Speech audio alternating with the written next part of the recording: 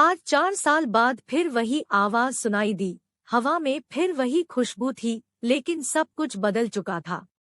उसे देख के ऐसा लगा मानो जिंदगी मुझसे बोल रही है, तू अभी जिंदा है, तू अब भी ख्वाब देख सकता है, तू अकेला नहीं है अब। लेकिन फिर भी मन में कहीं डर था कि कहीं ये सपना तो नहीं है जो आँख खुलते ही टूट जाएगा। मन में हजार सवाल चल रहे थे कि तभी वो सामने आकर बोली, हाय कैसे हो। मैं तो उससे बस देखता ही रह गया। वो फिर बोली, हेलो कैसे हो, कुछ बोलो। मैं हड़बड़ाहट में बोला, मैं ठीक ही हूँ, तुम कैसी हो। वो बोली, ठीक हूँ।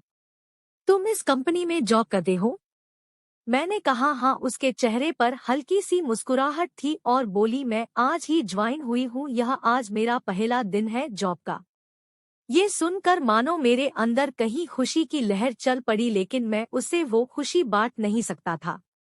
मैं आज 4 साल बाद उससे मिला था। वो मेरी पहली मोहब्बत थी। हम दोनों साथ में बहुत खुश थे, लेकिन फिर एक दिन आया जब वो मुझसे जुदा हो गई। आखिरकार गलती भी मेरी ही थी। असल में वो मुझे छोड़ के नहीं गई थी, मैंने ही कुछ गलत कर दिया था उसके साथ। मैं ही बहक गया था किसी और के लिए। लेकिन वो कहते हैं ना, प्यार अगर सच्चा हो तो बुरे से बुरा इंसान को बदल देता है। ऐसा ही कुछ हुआ मेरे साथ।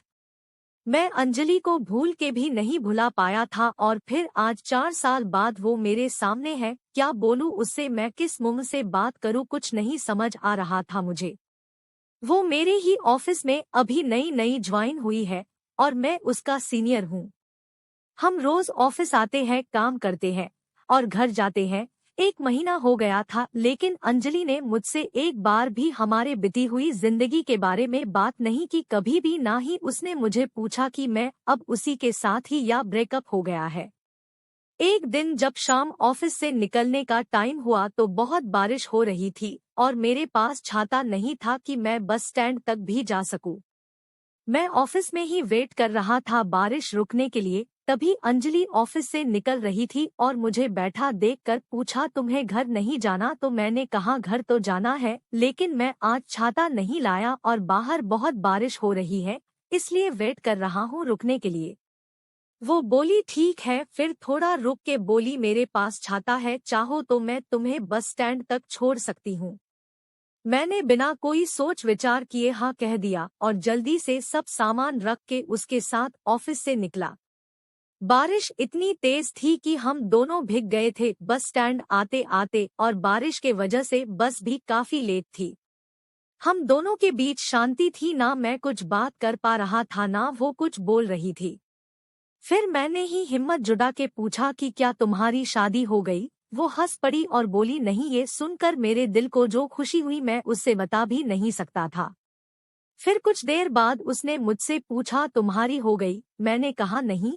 फिर थोड़ा रुक कर मुस्कुराते हुए पूछा, प्रीति का क्या हुआ? मैं थोड़ा शांत हो गया और बोला, हम साथ नहीं है। वो कुछ नहीं बोली, बस चुपचाप खड़ी थी। फिर मैंने बहुत हिम्मत जुटा के कहा कि अंजलि मुझे माफ कर देना, मैंने तुम्हारे साथ बहुत गलत किया था। वो चुप ही थी, कुछ नहीं बोली। मैं भी चुप खड़ा था। फिर थोड़ी ही देर में बस आ गई और हम दोनों बस में गए। अगले दिन जब मैंने ऑफिस में अंजलि को देखा तो मुझे उससे पूछना था क्या सोचा उसने, मुझे माफ किया कि नहीं, कैसे बात करूं उससे, यही सब सोच रहा था कि वो मेरे केबिन में मुझे एक फाइल देने आई। मैंने बिना कुछ सोचे उसे बोल दिया कि ऑफिस के बाद साथ में चलना, मुझे कुछ बात करनी है। वो बोली, क्या हम अभी भी इधर बात कर सकते हैं? मैंने कहा नहीं, ऑफिस के बाद मिलना। वो बोली, ठीक है, और चली गई। मैं बस इंतजार कर रहा था कि कब 6 बजेंगे कि मैं उससे बात कर पाऊंगा। टाइम जैसे थम ही गया था। 6 बज गए, सब एक एक करके निकल रहे थे ऑफिस से। फिर आखिर मैं निकला और साथ में अंजलि भी थी, वो रुकी थी मेरे लिए।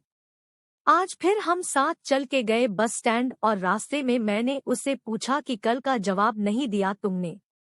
वो शांत ही थी कुछ देर बाद, फिर बोली, किस बात का जवाब? क्या जवाब दूं मैं? गए तुम थे छोड़ के और अब मुझे फिर से वो सब कुछ नहीं चाहिए, तो कोई माफी सवाल जवाब की बात ही नहीं बनती। मैंने उससे बहुत मानने की कोशिश की लेकिन वो नहीं मानी। 5 महीने हो गए थे हमें एक ही ऑफिस में काम करते हुए, लेकिन हम दोनों ही अब एक दूसरे से बात नहीं करते थे। उस दिन के बाद मैंने बहुत बार कोशिश किया कि अंजलि को मैं मना लूं, उससे ये कह सकूं कि हाँ मुझसे गलती हो गई थी, लेकिन मैं तुम्हारे बिना नहीं रह पा रहा हूँ। तुम इस ऑफिस में ज्वाइन हुई उससे पहले से मैंने तुम्हें कांटेक्ट करने की कोशिश किया था, लेकिन नहीं हुआ, और जब तुम इस ऑफिस में आई तो मेरी खुशी का कोई ठिकाना ही नहीं रहा। लेकिन मेरी तुमसे बात करने की हिम्मत नहीं होती थी। मुझे पता था कि तुम अब भी मुझे प्यार करती हो, लेकिन कहती नहीं हो। एक दिन मैंने ही कुछ सोचा और ऑफिस में आकर सबको अपनी शादी की खबरें दे दी कि अगले महीने मेरी शादी होने वाली है। ये सुनकर ऑफिस में सब मुझे बधाई देने के लिए आए, लेकिन अंजलि नहीं आई।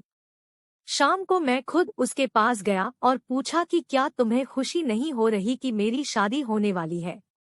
वो बोली, क्यों नहीं, मैं बहुत खुश हूँ कि तुम शादी करने जा रहे हो, एक नई जिंदगी की शुरुआत करने जा रहे हो। फिर मैंने पूछा कि तुम मुझे बधाई देने नहीं आई जब सब लोग आए थे ऑफिस के, तो बोली मुझे बहुत काम था, मैं बिजी थी। मैंने कहा ठीक है, और मैं वहां से चला गया। 2 दिन बाद रात को अंजलि का मैसेज आया कि क्या तुम सच में शादी कर रहे हो अगले महीने। मैंने कहा हाँ। अगले दिन अंजलि ऑफिस ही नहीं आई थी। मैं सोच में पड़ गया कि क्या हो गया, वो आई क्यों नहीं। फिर मैंने अपने कलीग को कहा कि अंजलि को फोन करके पूछे कि वो ऑफिस क्यों नहीं आई। उसने फोन किया तो पता चला कि उससे बहुत तेज बुखार है और वो घर पर अकेली है। मैं तभी ऑफिस से निकल गया उसके घर जाने के लिए। रास्ते में मैंने फोन करके उसके घर का पता पूछा और जितनी जल्दी हो सके वह पहुंचा। वहां जाकर देखा तो वो अकेले थी और उससे बहुत ठंडी लग रही थी, कंबल में सोई हुई थी।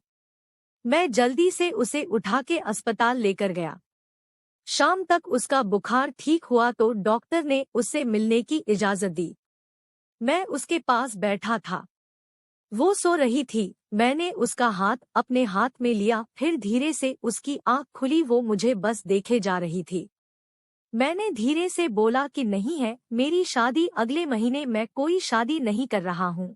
ये सुनते ही वो रोने लगी। मेरे भी आंख में आंसू आ गए। मैंने उससे गले लगा लिया और हम दोनों एक दूसरे को पकड़ के बहुत रोए।